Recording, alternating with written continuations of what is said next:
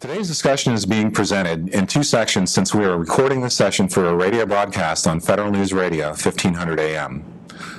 Feel free to post questions and comments during the session, and we'll try to answer them online. We are particularly pleased to welcome our moderator, Tom Temin, host of the Federal Drive on Federal News Radio, 1500 AM. Let me turn over the reins to Tom to begin today's discussion. Welcome and thanks for joining us. Our guest today is Aubrey Merchant-Best. He's the Director of Security Strategy at Blue Coat. And we're going to be talking about cybersecurity, specifically network traffic and encrypted traffic, and something that's growing in federal networks and I guess in networks generally. So before we get into the details of protection, let's talk about the nature of traffic, how it's changing. What are the trends you're seeing in networks and network traffic these days? Absolutely. Thanks, Tom. So when we think about what we're seeing on the network these days, it's no surprise that we're seeing an increase in encrypted traffic. Essentially, the purpose of encrypting traffic on a network is to maintain confidentiality and integrity. What needs to be considered, however, is what is actually in that encrypted traffic. When you think about it, the average user these days has at least 2 or 3 devices that are connected to the internet. Some of those devices are utilized for work. Some of them are utilized for work and personal reasons, let's say. But how do you really manage the interaction of the personal applications with the business applications? And how can you be, in fact, sure that no intellectual property is leaking through an encrypted channel that might otherwise go unnoticed? So what we're seeing is certainly a rise in encrypted traffic on networks. We could say that generally, it's going to be on the increase of about 10 to 15% nowadays. If you look at what a typical enterprise would have on their network, the ratio of encrypted traffic versus non-encrypted traffic, it's somewhere minimally, I would say, about 40% and as high as 75%. Well, everybody's being told to encrypt traffic, and there's encryption schemes, there's encryption built into devices, and a lot of Homeland Security is worried about how much encryption is going on in devices they might need access to, and so forth. So should people not be encrypting, or is there something you need to do besides encryption to help enhance cybersecurity?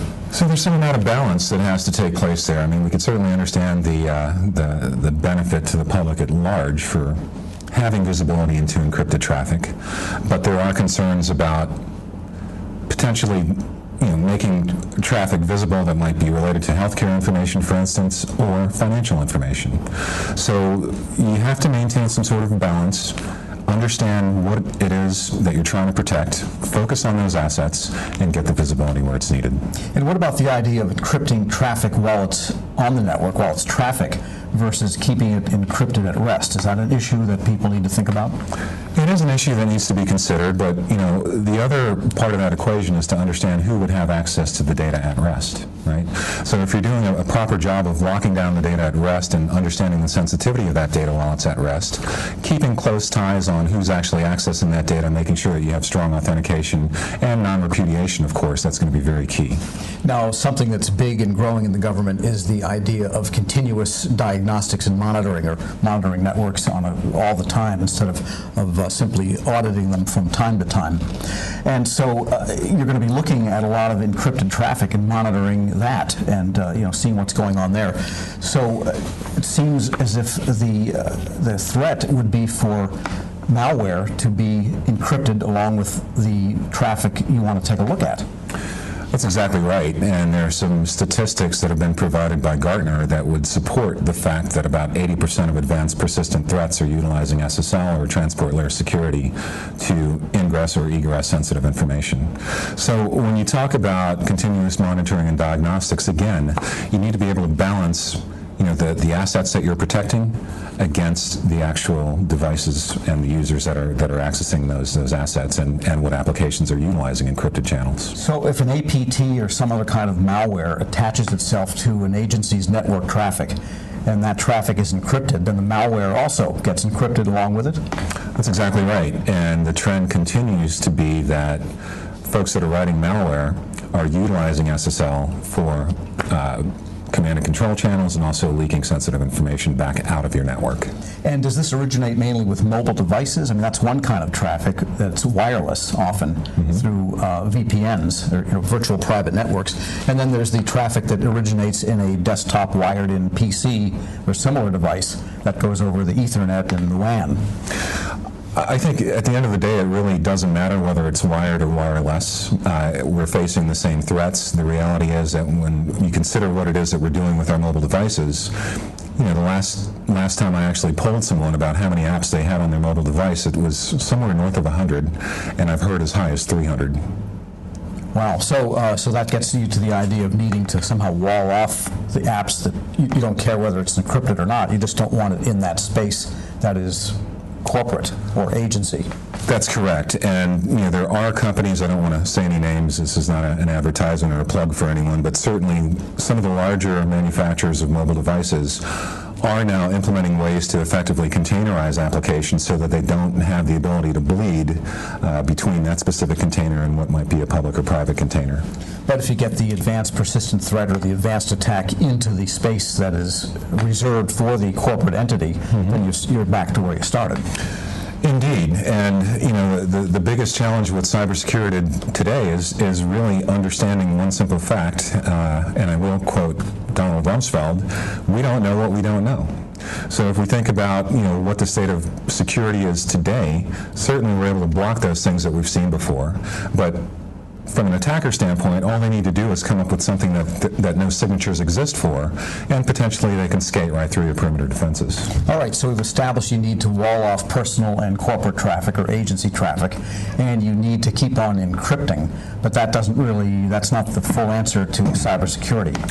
It's not. Again, you know, what we have to balance is privacy against protecting our intellectual property, and utilizing, you know, hardware-based devices that effectively operate as an authorized man in the middle, intercepting SSL handshakes, re-signing a certificate, sending a copy of the clear text traffic to some network forensic tools or auditing tools if you prefer, or both.